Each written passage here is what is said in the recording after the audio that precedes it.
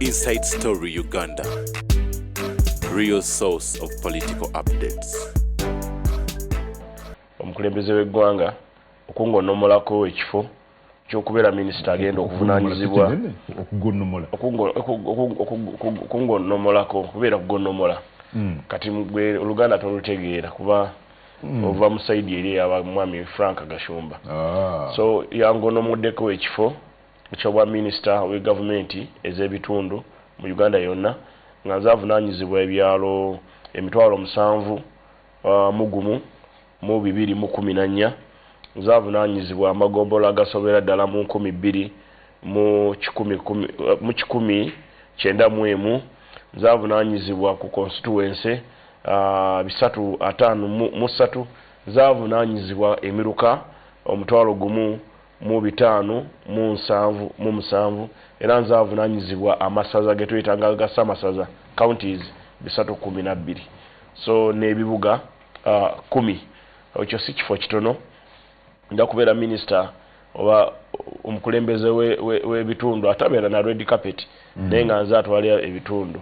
nja kukulembera bakansala councils ba LC5 bakaawu bonna abantu abakola mu district ez'ebitundu bajja kubanga bakola wamu nange okulaba nti twongera tulongoosa empeereza ate onsanyisiza obadde otandika ogambye omukulembeze w'eggwanga abadde ajja lunywe ng'ayogera ku buli bw'enguzi obufumbekedde mu gavumenti ez'ebitundu oba mu byalo kati olunaku olw'okukaaba nti pulezidenti okusigala ng'akaaba nti obuli bw'enguzi kati olunaku lwawedde.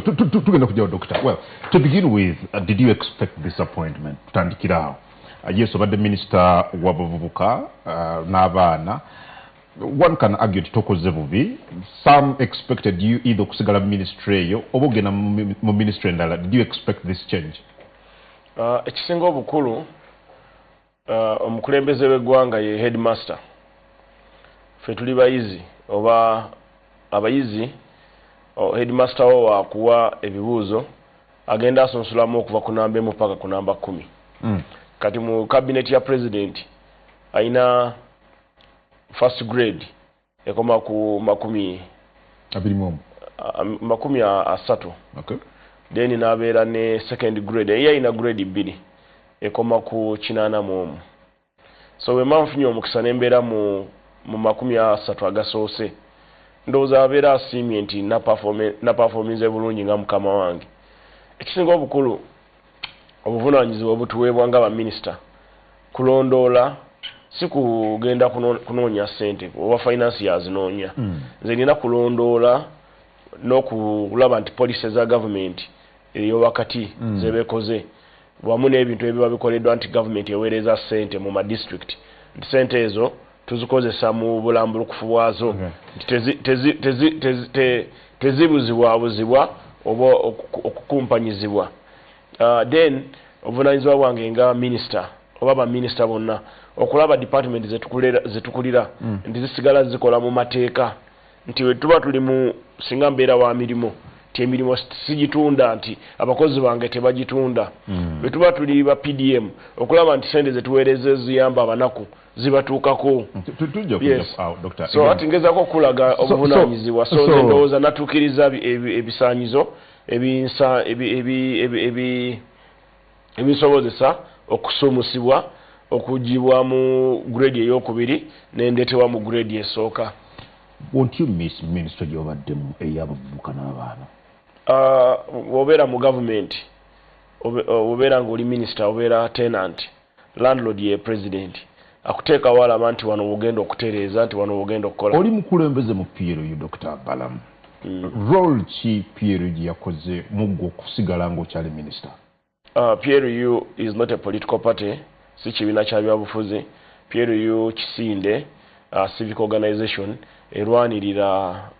erwanyisa oba erwanirira okulaba nti buli munnayuganda yeeyagala mu nsi ye bamwoyo gwa ggwanga ng'ekigendererwa kyaffe kisooka kulaba nti twagala eggwanga lyaffe okulitwala mu maaso okulwanyisa obuli bw'enguzi okulwanyisa obukenuzi okulwanyisa abantu abalina effujjo abakola bye baagala okulwanyisa buli kimi ky'omanye nti kitekikirizibwa mu mateeka agatwala Uganda ennungi.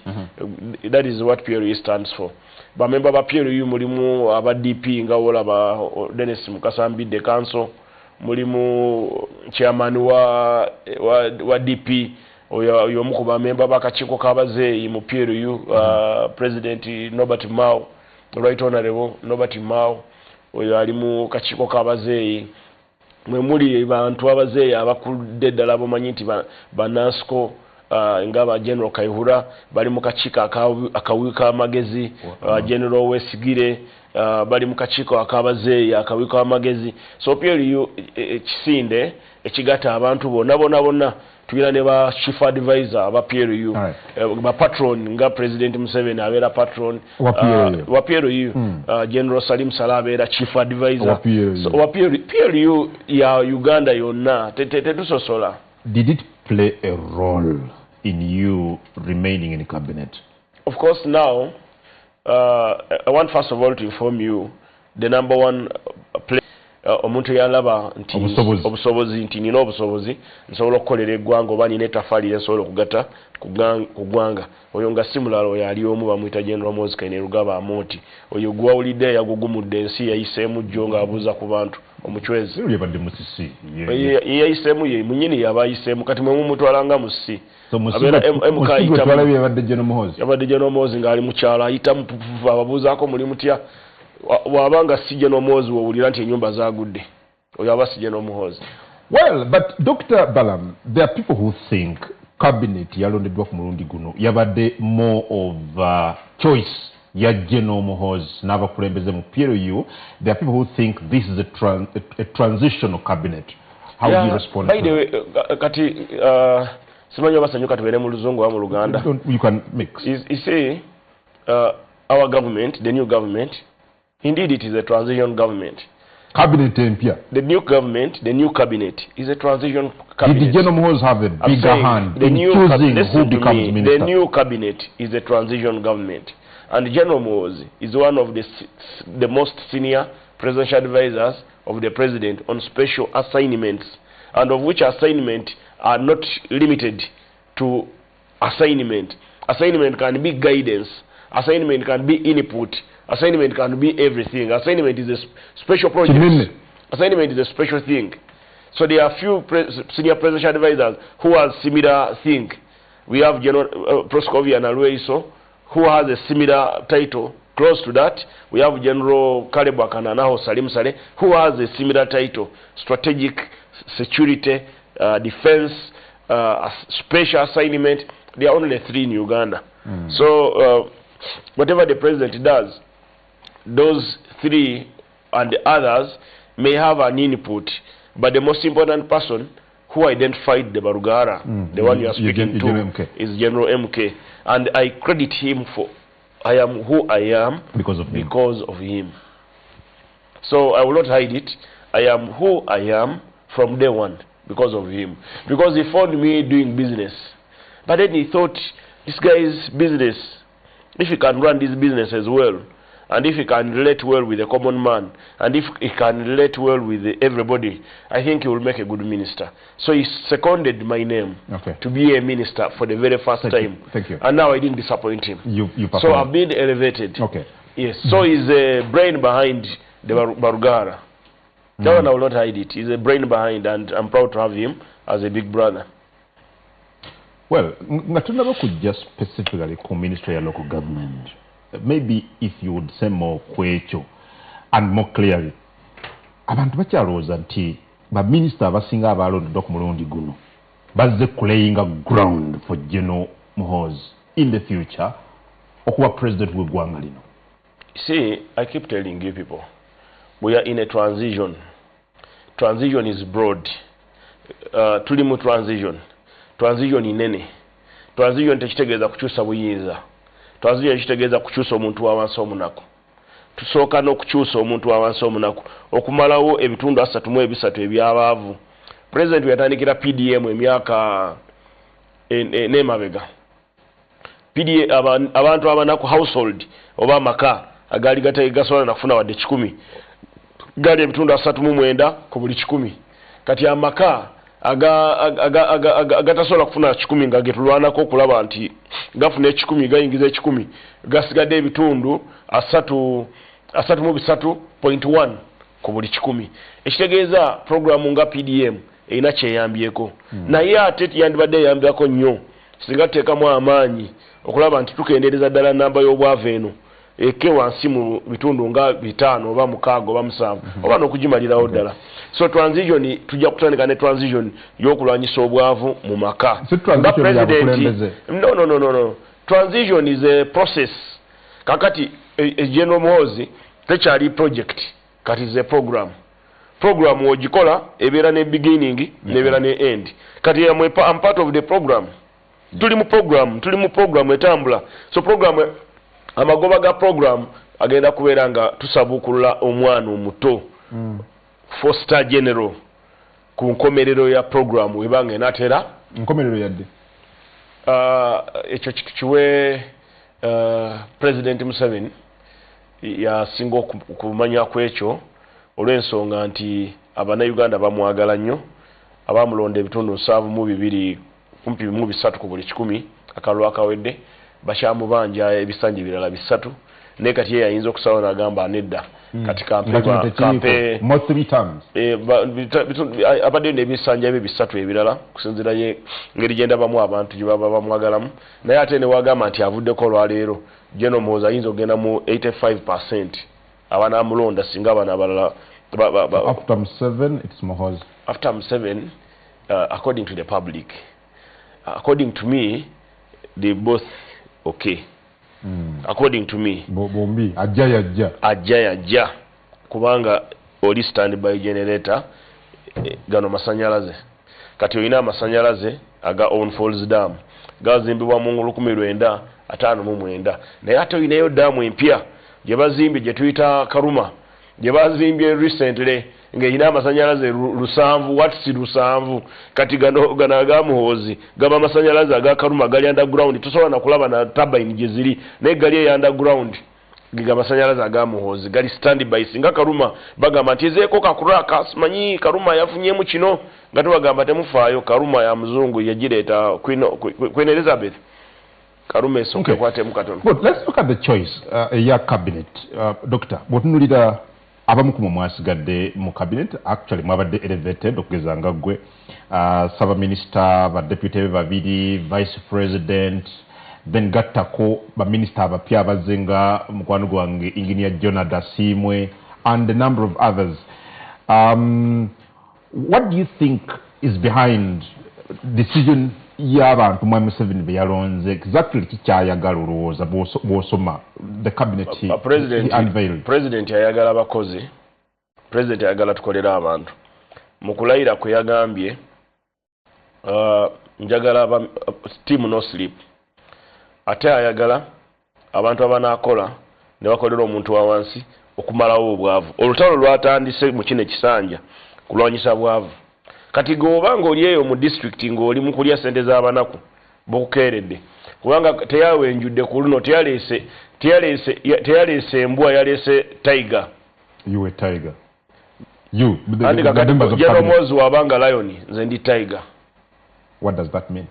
And General Muhoozi lion is a lion, me am a tiger edduka netulirawe lion negivumbagatira so wakati mwabali yabalooza nti mugenda kubba so mwabo mwami Museveni beyalonze mwami Museveni beyalonza okay abasuubiramu kukolera bannayuganda ayagala tukolere bannayuganda president ayagala tukolere bannayuganda president nkidamu ayagala tukolere bannayuganda si kwekolera yensonga nti yalese njasabigu abantu bonna yalese banjasabigu kubadde mwekwasaba muzeeyi katwasigaza abu muzeeyi superstar ndowooza omu superstar ali omu mukyala Kadaga kati wetuba tugamba bazeeyi awe akyali mukyala muto oyo si muzeeyi ki kati muzeeyi ye president yekka ide ate yabeera superstar firimu statafa film star gena na film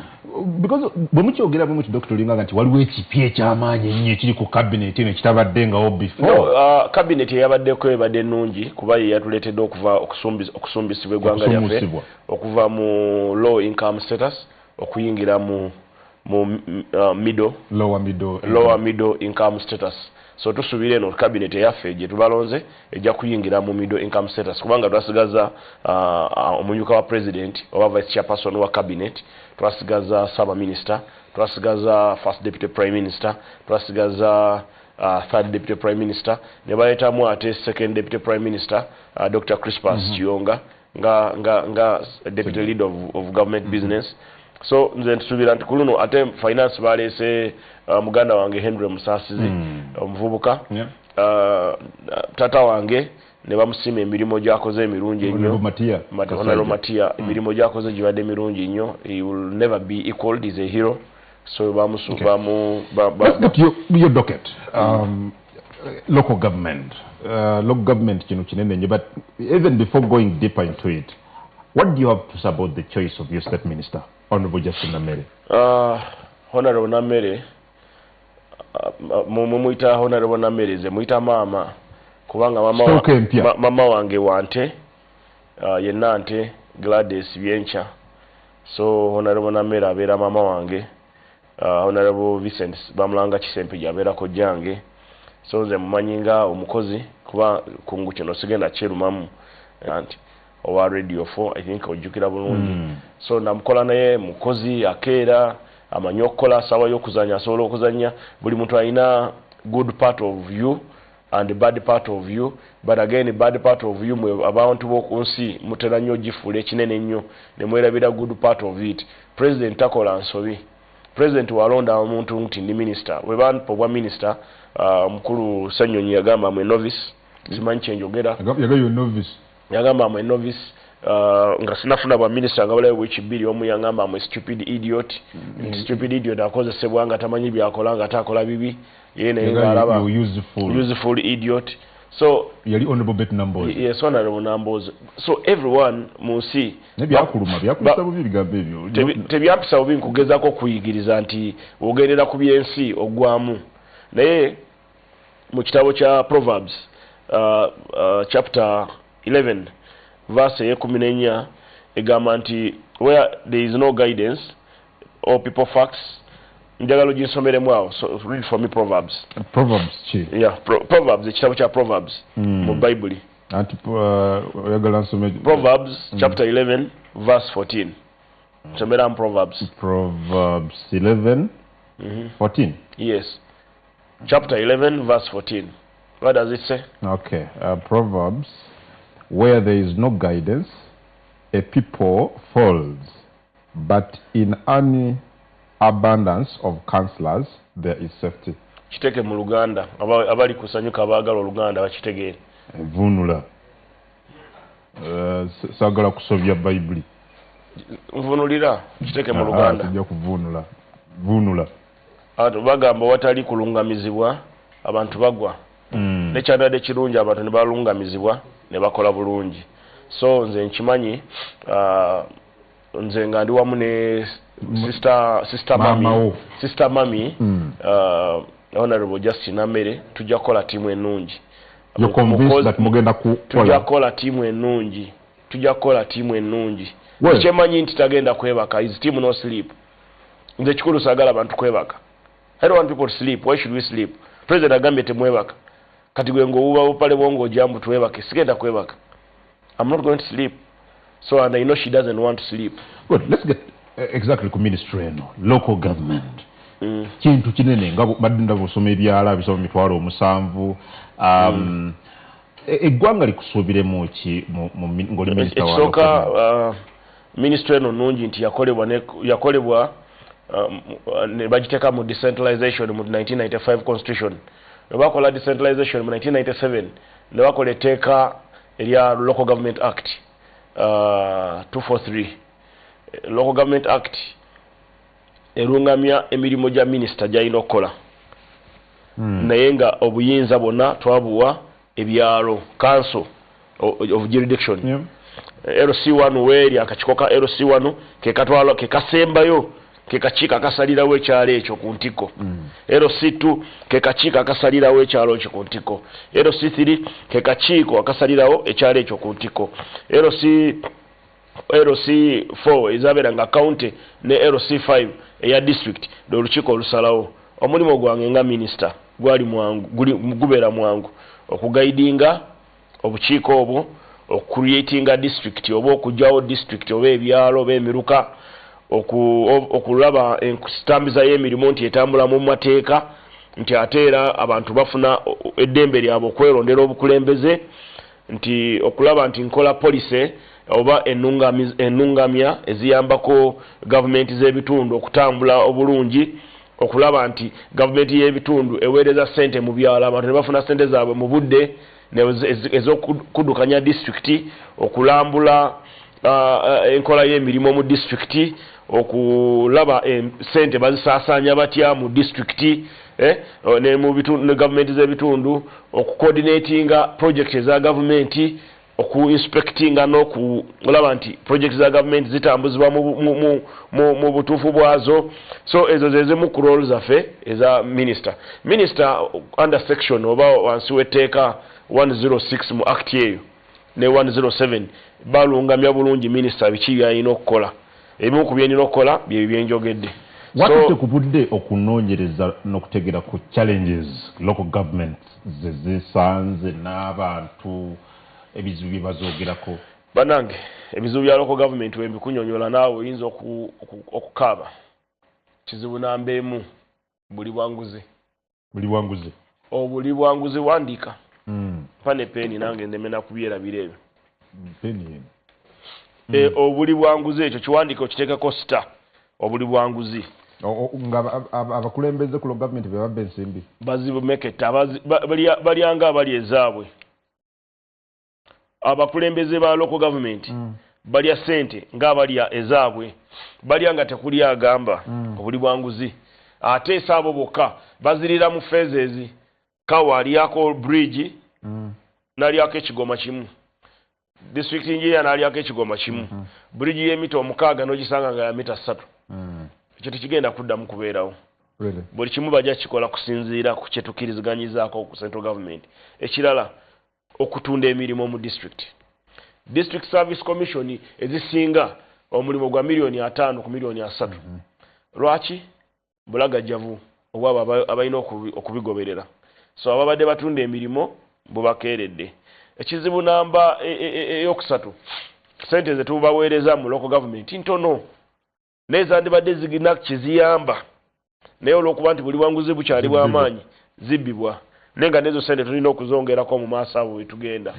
Ekizibu ekirala local government osanga kansala bambi musajja wattu nga tasobola nakulayira mu luzungu nga tagala mu luzungu babakako okulayira mu luzungu ane kyalayira takitegeera nga kyalayira takitegeera kati kye tulina okukola nga ffe aba gavumenti y'owakati okuyambako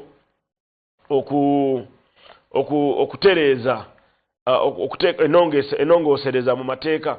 Kansala wabanga wa mukyalo nga bateesa mu lusoga oba mu Luganda oba mu Lunyoro alayire mu lusoga kubanga oluzungu terumutawaanya. Naye era nga government nga president we yatukolera mu cabinet tulinawo okusoma Oluswahili saawa emu buli Monday nti era ojja kusanga nga mama wange na mmere abadde tamanyi Luswahili wanaayingira mu cabinet buli Monday agenda kutandika okuyiga Oluswahili. Well, ne minister nga abeera waggulu nnyo eno onaakola otya okumalayo ekizibu ky'obubbi? Nze ni minisita wa wansi. Tugenda kwongeramu government funding. Ngenda kubeera nga nkolera mu byalo. Nja kulaba nti sente zebaweereza mu district nga nkolagana ne Ministry of Finance nti bazireleasinga mu budde. Nja kwongeramu amaanyi mu kunoonya sente mu gavumenti z'ebitundu revenue collection mu gavumenti z'ebitundu nga teekawo information system oba IT okulaba nti banaba bazibba mu kusoloza kikendeera ti omuntu alina kodi kwasasula naye walwa bano ba collector abajja okumugamba tuwe sente tukuwe receipt. So tugenda kwongeramu amaanyi mu property rates, market dues, licenses ne lawful revenues endala ezateebwawo mu mateeka okwongeramu oba okutereeza mu by'okubalirira mu bitabo ebya gavumenti z'ebitundu okuzimba capacity abakulembeze ba gavumenti z'ebitundu bakansala bafune emisomo babateerewo okuyiga oluzungu oluswahili financial management n'okuspreadinga message y'okulwanyisa obwavu mu byalo bye bakiikirira twagala okulaba nti twongeramu amaanyi oba capacity y'entegeera yaabwe batereezeemu twagala okulaba nti abanansi beetaba mu participation oba beetaba mu kutereeza emirimu gya gavumenti oba okukola decision ezigenda okukolebwa gavumenti mu bitundu byabwe ate era nja kugezaako okulaba nti abakulembeze b'ensikirano n'abamadiini tukolera wamu ne gavumenti z'ebitundu okuyambako okutumbe kubanga abakulembeze b'ensikirano balina abantu kirowoozeemu singa minisita oba gavumenti egenda ku makya negenda nesisinkana Kamalabyonna wa Buganda nemugamba Kamalabyonna agamba abantu babeemiruka bakolagane ne bakaawu mu bitundu byetulimu tukubirize abantu bave mu bwavu sente ze zino gavumenti zeweereza olowooza omulango ogwo abantu tebaguwulire n'okuwabulira nti Kamalabyonna ategeeza Obuganda simotegeeza Obuganda obagambe nti sente za president obukadde 10,000 tubuweereza kati buli muluka guli ku akaunti ya district toba zigenze mu muluka banansi bajja kuvayo bakole ki bajja kuvayo bajumbire then n'okutereeza engagement z'abantu b'oku byalo ku miruka wamu ne mu LC1 then okutereeza services okulaba nti amasomero ga mu bitundu byaffe by'omu byalo abasomesa tewaliwo mpewo manyira ku gavumenti ekola ebintu bingi amasomero amalwaliro health center byonna biri wansi wa local government so abagala nnyo okulunda mu Kampala ku mikolo gyammwe mujja kugira mu neesonyiwa ngenda kubeera mu byalo ne minisita w'ebyalo so ngenda mu byalo Kampala nja kubeera nga mu lunaku lumu lwa kabineti olwokubiri nalwo ndabe ku bantu naye olwokusatu nja kusula mu byalo komawo ku Sunday kati omulemu zijja tutandikira kusanyuka ku walimpozi waliwo nakubuuza nti are you sure ate tulina okusettinga performance targets buli district ekomyawo sente nga bazikuwaza kutumbula byalo n'ozikomyawo gwe kawo oba tolina mulimu mugenda kutandise nakuwera dyadadde nakulabanga nti abakozi abalwa ennyo ku madistrict mu municipalities n'ewalala bubakeerere nabo bagenda kukyusibwa in the immediate. What did that mean? Ngawe kugambye president yatulagidde kino ekisanja teri kwebaka minister nebaka ku mulimo ngenda kugoba minister president yagambye okay.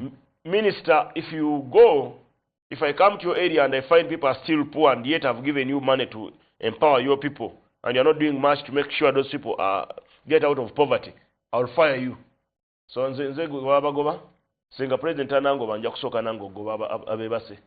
Togenda kukiriza goba kugobenda abali bebase. Kungoba mukuru president, your excellency the president. Among the people you will fire, I don't want to be among them. Let me fire those ones who don't make me shine. We must shine. So we must work together. We must work as a local government. We need as a local government. We need adequate funding. We need competent leadership in districts at all levels. Even parish chief should be competent. The sub-county chief should be competent. We need accountability. We need the citizens to participate in decision making. As a minister, I need citizens to participate. That is to effectively work on, confirm that decentralization is working. Then when governments are empowered and well-resourced, whenever our government are empowered and well-resourced, they can deliver better services. Thank you. And accelerate development across Uganda. So my focus is accelerate development amongst households. Kusanyuka kwoli Minister Balaam Barugahara Tenyi gwe tulina ekibuuzo kintereko kati hashtag nti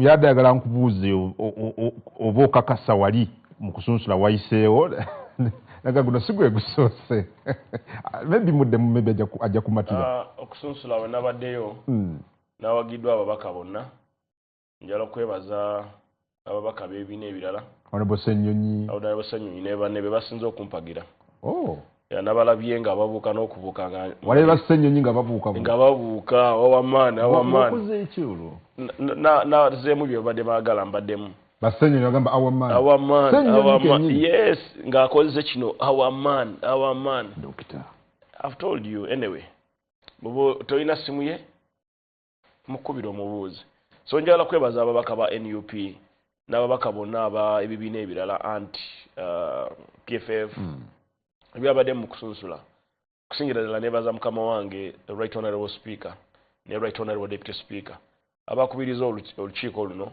olunaku lw'ejjo ate nga nolwaleero batandise bali mukubiriza lukiiko njala kubeebaza nnyo olw'okutwaniriza obulungi n'okutwanguyiza okutuwaniriza okutwa ebibuuzo.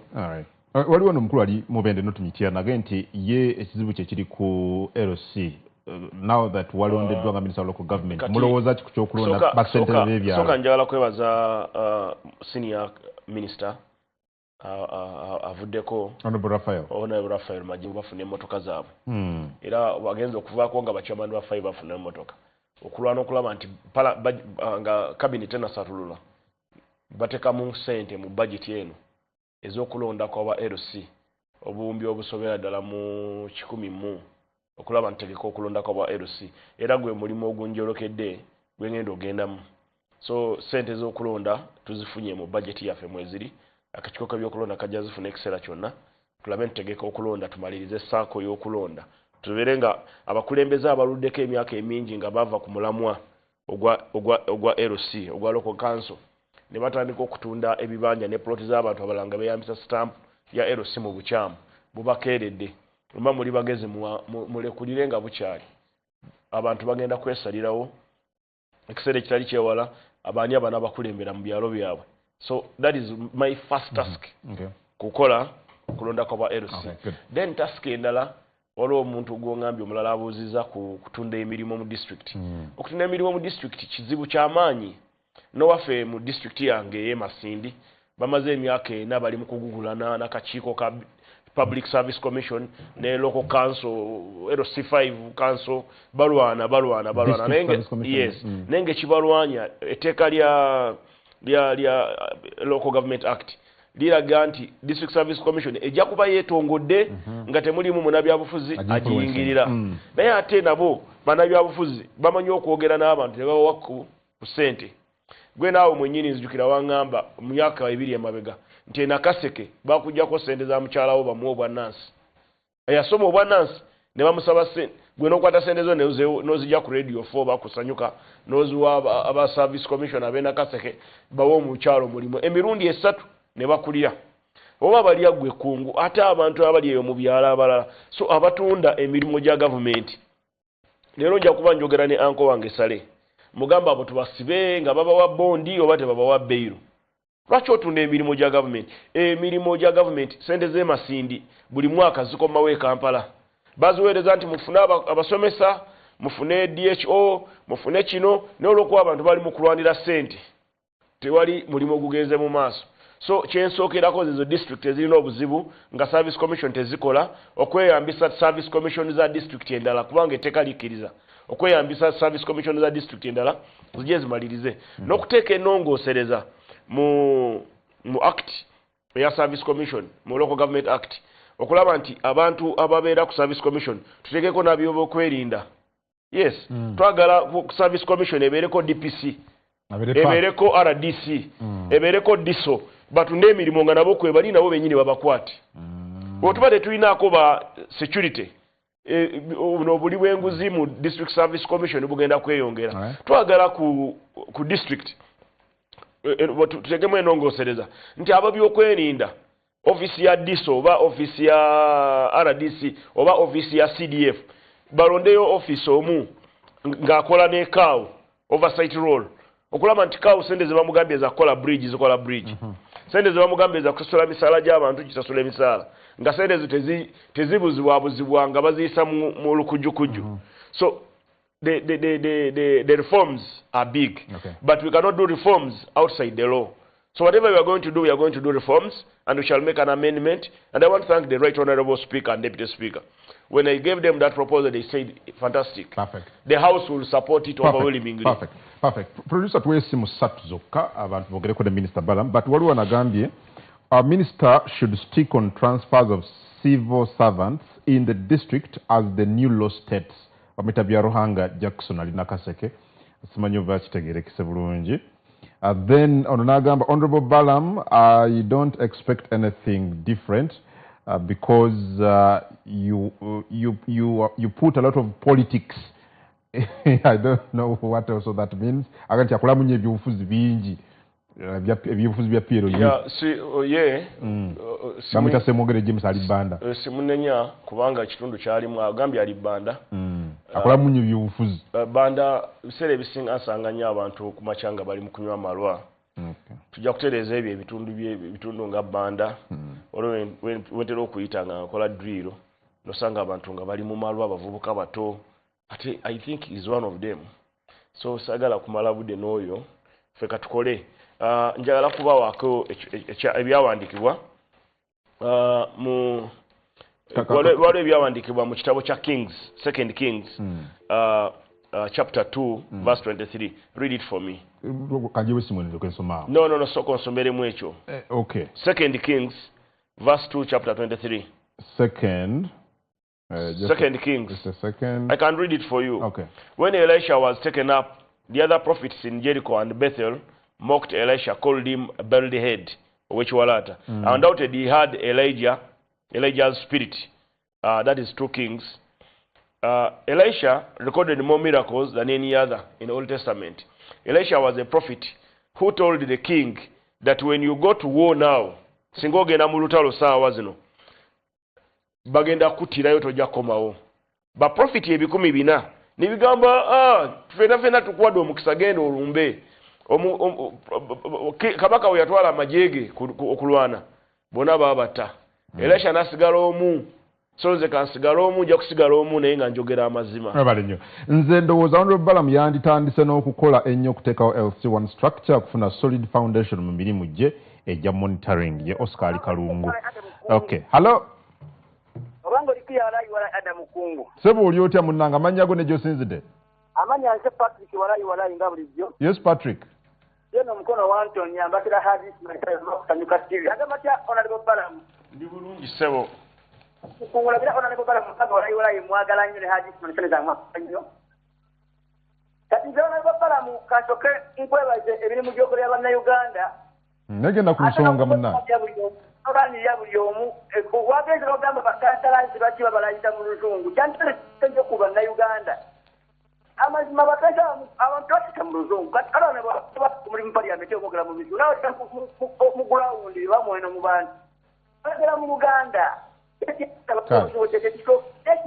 abale nnyo abavayo kalupanga ataba kale omukulembeze yakoze kutafuta Patrick webale nsaba tuyite nnyo mu bufunze tuukira ku nsonga kadde ka TV kaba katono nnyo so linnya lyo na nteesa bakibuuzo kyo tusobole okubeera nga minisita afuna akadde okubaddamu Kongo minisita Mundabira Ashraf Kajiri Nimityana naye nze ndi musanyufu nnyo bamuwadde ministry entuufu ddala kubanga yejja okusobola okunga halo nyabo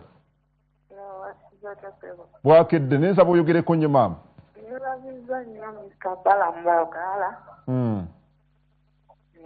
No, bali kuweereza emirimu gyonna.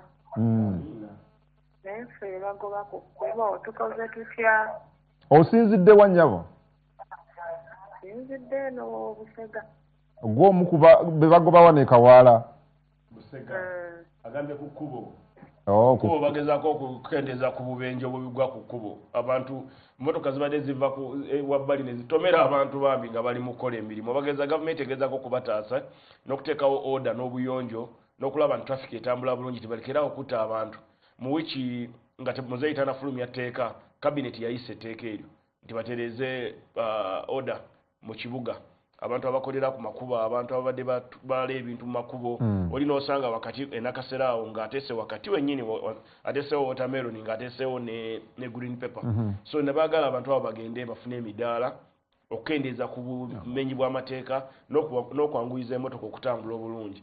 Twandyagadde nnyo abantu b'obansi okubakulaakulanya kubanga fe ababwa ne capital. Nate tetujja kuwa capital ojje wakati wa Kampala Road otekemu capital abasobose okugenda ku midaala. Ekisinga obukulu mwami Kungu tulina kye tuyita okwegatta. Wembanga tuli abantu bataano nga buli omu alina akakadde tubeera n'obukadde bumeka? Butaano. Obukadde butaano busobola okusubula pick-up ya greens. Abantu balina okuyiga okukolera awamu. Okwesumbuusa okuva mu bwabo. Thank you, Doctor. Hello. Sebo obanyabo. Okay, katufuna omulala oyo tayogera Kungu kandabe onage Kungu Honorable Balam, indeed, I expect you to guide, inspect, monitor, and support all local governments, but I am still worried that you will not do it because of the too much corruption in the districts. I think kyagambe kyazokulwanyisa sembo. Amanya go sebone joli. Ezo mkulu kunguje bale kuweleza. Amanya go ne josinzide munnaye. Nsinzidde ono Kampala naye mbadde njagala minisita tutangaze. Amanya nze Kawuki Joseph. Kakati mbadde njagala minisita tutangaze ku bululu bw'abachairman obujja oba bunaabaawo. Ate nga twagala tunuulire n'ekizibu ky'ettaka nti ba LC bano batunda nnyo ettaka ly'abantu. We mbadde mukoge oyo bamuyita Sembuso. Erinnya lyo gabigwanisebo? Nze Kawuki Joseph Sebo. Mwami Kawuki, njagala okukakasa obululu bwa LC wano bugenda kubeerawo. Minisita gwenziridde mu bigere ne cabinet eweddeko ey'omulundi gwe-11 ne parliament twateese budget ey'okulonda ba LC sente ezimala era tugenda kulonda ba LC gwe mulimu okugumu ku mirimu gyenjolokedde mu kisanja kino ekipya kuba tulina okumalayo okulonda kwonna mu ggwanga mu level zonna omulundi gumu tubimaleyo tubeere ne tutukirize constitution kyetugamba ekirala kibadde kya buli bwanguzi ba LC abatunde ettaka ba LC abatunde ettaka nagambye kibadde kivudde ku ba LC abaludde mu bifo nga bafuka bakulembeze bansikirano mu LC zaabwe nga bo tebavaako balyoko ng'ate bo tebakubwako kalulu kuba president Yoweri Kaguta Museveni ye bamukubako akalulu abamu ne bamugamba ku luno tokoze bulungi ne bamuwa ebitundu 5 ku 10 lwakoze obulungi bamusumbusiza kati ali mu bitundu 7 ku buli 10 kumpi 7 singa nupu teyatubba twandibadde ne mu 8 mukyali ku nupu nti yababba yatubba that one there's even no doubt about that now kimanyi bulungi nti president yali asobola okufuna 8 ku 10 nupu yababbawo nupu yabba muno mu Kampala muno yagezaako okubba tobiwulireeyo kawempe wabba abaana bayaye don't talk about it babbi oyogera ne kukyokubba obulwa I want to cry. Please don't. Yeah, I don't want to cry. Honorable, don't cry. So anyway tujja kulwanyisa obuli bw'enguzi ku LC1 ngattekawo obukiiko bana byalo mwerondere bakyamani bammwe mwerondera abakakiiko abantu abatali bali banguzi mulonde obukiiko obukuume omunaku muleme kulonda abakyamani abanasiteeka ebbaluwa okusigula amalaalo. Gy'omwala ekiro yankwire nangamba balina amalaalo 200 ku ttaka lyabwe omwala ali mu America tinaye abantu bali mu kulibba mbu beeyambisa State House nagambye State House tesuubula ttaka gwe wennanga oli eyo ng'ogamba wa State House ali mu kunziba kuba essimu oba genda ku office ya president obuze General Isoke oba State House and Corruption oyo bajja kumukwata. President Museveni tasuubula ttaka President Museveni tali mu byamataka taliimu era tayagala ttaka lya tukwenza akadde kafukaweddeyo Dr. Mpozi ekisembayo eri ebadde cabinet y'abavubi mwewali mubadde ate eno yaki y'abakozi cabinet y'abavubi yakoze bulungi naye yavubye yakoze bulungi kati cabinet eze ye cabinet y'abakozi cabinet no sleep bagira team no sleep cabinet but babavubi bavuba tetwava mu lower income ne tugenda mu tetwava mu zero income ne tugenda mu lower income katugenda mu middle income. We are going now to middle income. So tukwenza Dr. Kadepotu. Sanyise nnyo kubeerako wano muganda wange King Kalisa webale kutukolera TV ne wali tujateekawo screen wali wabulawo screen so tuyanziza nnyo asanyuka ekiro obanga nzije ku barometer. Yes. Sawa nya Dr. Gaya kubana sawa nyeze sawa nyawe nabanga mukama tusobozesezza inshallah sawa nya barometer akasameme kangende wa tata wensi omukuba tata wensi chief government listener General Salim Saleh mwebuzeeko musaba amagezi bikibe n'abagamba ku barometer olwaleero ngenda kubijja kapeeka yogenda kati ngenda kapeeka kufuna ku magezi abo basajja balina amagezi nze simanyi magezi Saleh gayina magezi mangi too much knowledge egwanga ngambuli mwezeze emyaka gino gyonna mukyayagala tugende egwanga abantu banyumirwa kyobola bano okulonda kweyongeddemu kati president yagenze mu bitundu 7 ku buli 10 kubanga abantu bagaggawala kati labakini yatandikira eri yatandikira ku muzigo kati laba ekintu kitulimu yali atya General Muhoozi anyirira bannange standby generator eri full serviced erina amafuta full tank nkibabuulira singa amasanyalaze gatagalamu we gati katono nga gugenerator gugendako bakaluma damu ngeya naye akwatemu so tuvudde kutaata kigenda ku mwana mugenda kunyumirwa ate ne ya muhozi abali benguzi mu cement anazamwe sibyansikirano bino no bano Uganda is a democracy Mwai Museveni bwavaako mutabani akwate eno TV yaffe tweyongereyo daka tutuseda ka 10 onatero ntuga nti General Muhoozi bwavaako n'omutabani akwatemu ajja kukwatamu kakati bino ebintu bya NRM birungi n'ebintu bya PLU tukiririza mu democracy ate tukiririza mu democracy awatali kusalamu na kwebuzabuza President Museveni wabanga amaliriza wadembe okwata omumuli nagukwasa General Sale oba nagukwasa General Muhoozi okusinzira ku demand y'abantu we are a democratic nation oyo aba democracy nokwata omumuli chobola bantu democracy omuntu nga owegundo owe natete kojange ye kojani kasibanti agenda nasaba kadi ne yesimbawo Robert Kasibanti yesimbawo honorable Robert Mao wadembe okwata kadi naye ne yesimbawo honorable Akena wadembe so baja ne besimbawo bangi naye ero asukulumye gwe balonda bana Uganda ne waliwo yange nti okisusa nnyo naddala ku social media General Muhoozi ne bwakola bukolozo ga yessa ne bwako yessa nada tulina kusiima emirimu gyakola n'abagambye ejjo twasiimye okuyitamu mu Uganda n'atubuuzaako kuba yayise wansi gugugu kusawa zabadde nga 3 yayiseemu gwogambye yabadde musi bwe yabadde muchwezi yabadde Muhoozi Muhoozi yayiseemu mu ennyumba zakankanyemu ng'ababuuzaako so wabeera musi ebintu so musigwe twale yaddaita yabadde General Muhoozi ng'abuuza ku bantu muchwezi. You don't know these things bino ebintu muganya okubitegeera era tukwebaza nnyo n'okutuwa akakuba ku macaga leero General Muhoozi webala akakuba kotuwadde everything good well akume